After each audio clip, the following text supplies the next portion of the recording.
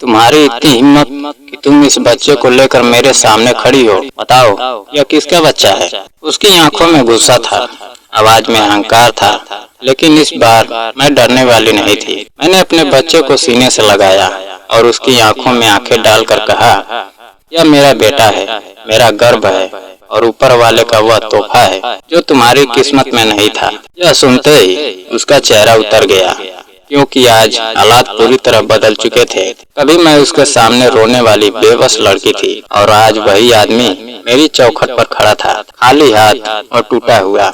मेरा नाम रिद्धि है और यह मेरी जिंदगी की वह कहानी है जिसमें दर्द भी है, संघर्ष भी है और जीत भी है। बचपन में ही मेरे पिता इस दुनिया को छोड़कर चले गए थे और माँ मुझे लेकर अपने भाई के घर चली गई थी। वहाँ मुझे कभी अपनापन नहीं मिला। मामी मुझे हर वक्त ताने देती थी, मुझसे दिन भर काम करवाती थी और कहती थी कि मैं इस घर पर बोझ हूँ। कुछ समय बाद माँ की दूसरी शादी हो गई और वह मुझे उसी घर में छोड़कर चली गई। उस दिन मुझे पहली बार महसूस हुआ कि इस दुनिया में मेरा कोई नहीं है। मामी का जुल्म बढ़ता गया और एक दिन उन्होंने मामा से कहा कि इस लड़की की जल्दी शादी कर दो। मामा ने बिना मुझसे पूछे मेरी शादी विजय नाम के एक लड़के से कर दी। शादी के दिन सब खुश थे, लेकिन मेरे अंदर सब कुछ टूट चुका था। मुझे नहीं पता था कि मैं किस जिंदगी में जा रही हूँ।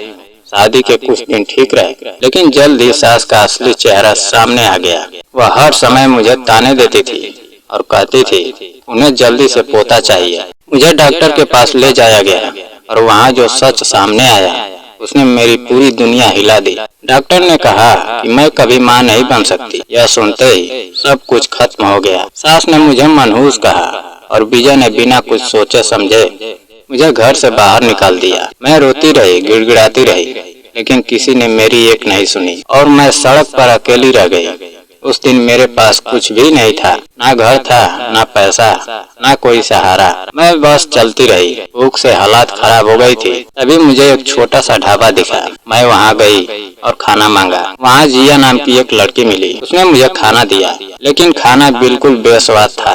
मैंने उससे पूछा तो उसने बताया कि उसके माँ बाप की मौत हो चुकी है और वह अपने भाई राहुल के साथ ढाबा चला रही है, लेकिन उसे अच्छा खाना बनाना नहीं आता, इसलिए ग्राहक नहीं आते। उसकी बात सुनकर मुझे अपने हालात याद आ गए और मैंने उससे कहा कि मैं खाना बना सकती हूँ, अगर वह चाहे तो मैं यहाँ काम कर सकती हूँ। बदले में मुझे सिर्फ रहने की जगह और 2 वक्त की रोटी चाहिए। जिया ने तुरंत हाँ कर दी और मैंने उसी दिन खाना बनाया। जैसे ही खाने की खुशबू फैली, लोग खुद ही ढाबे की तरफ आने लगे।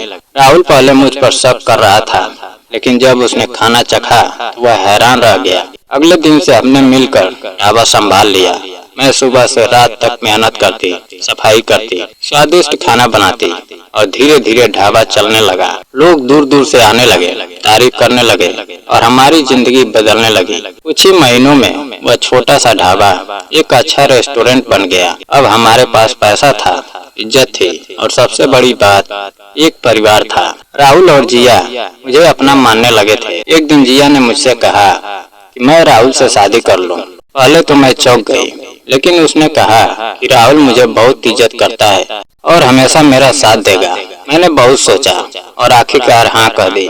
हमारी शादी बहुत सादगी से हुई, लेकिन उसमें सच्चा प्यार था। राहुल ने मुझे कभी दुख नहीं दिया, वह हमेशा मेरा सम्मान करता था। समय बीतता गया और एक दिन ऐसा आया जिसने मेरी जिंदगी पूरी तरह बदल दी। मुझे कमजोरी महसूस हो रही थी। राहुल मुझे डॉक्टर के पास ले गया और वहाँ डॉक्टर ने कहा कि मैं माँ बनने वाली हूँ। यह सुनकर मुझे यकीन नहीं हुआ, क्योंकि मुझे पहले ही कहा गया था कि मैं कभी माँ नहीं बन सकती। लेकिन इस बार सच अलग था। कुछ महीनों बाद मेरे बेटे का जन्म हुआ और मेरी दुनिया पूरी तरह बदल गई। अब मेरे पास सब कुछ था, एक प्यार करने वाला पति, एक प्यारा सा बेटा और एक परिवार जिसने मुझे दिल से अपनाया।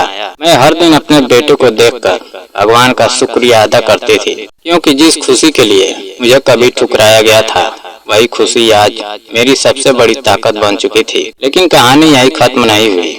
एक दिन अचानक विजय मेरे सामने आ गया। उसका चेहरा गुस्से से भरा हुआ था।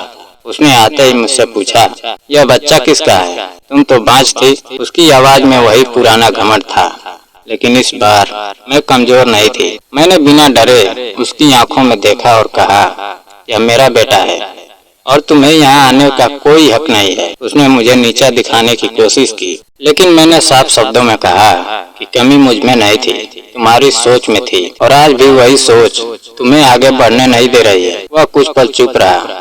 उसके पास कहने के लिए कुछ नहीं था, क्योंकि सच उसके सामने खड़ा था। उसने दूसरी शादी कर ली थी, लेकिन उसे अब तक औलाद नहीं मिली थी, और आज वह मेरी खुशी देखकर अंदर से टूट चुका था। वह बिना कुछ कहे वहाँ से चला गया, और मैं अपने बेटे को सीने से लगाकर मुस्कुराती रही, क्योंकि आज मैंने जिंदगी को सच में जीत लिया था। अब मुझे किसी से कोई शिकायत नहीं थी, क्योंकि जिसने मुझे ठुकराया था उसी ठोकर ने मुझे इतना मजबूत बना दिया कि मैं अपनी पहचान खुद बना सके। मैंने सीखा कि जिंदगी में चाहे कितनी भी मुश्किलें क्यों न आए, अगर इंसान खुद पर भरोसा रखे और मेहनत करे तो वह हर हालात को बदल सकता है। आज राहुल जिया और मेरा बेटा ही मेरी दुनिया है, और मैं सच में खुश हूँ। यह कहानी सिर्फ मेरी नहीं है, यह हर उस इंसान की कहानी है जिसे कभी कम समझा गया, जिसे ठुकराया गया, लेकिन जिसने हार नहीं मानी और खुद को साबित किया। दोस्तों, अगर आपको यह कहानी दिल से छू गई हो तो इसे जरूर लाइक करें, अपने दोस्तों के साथ शेयर करें,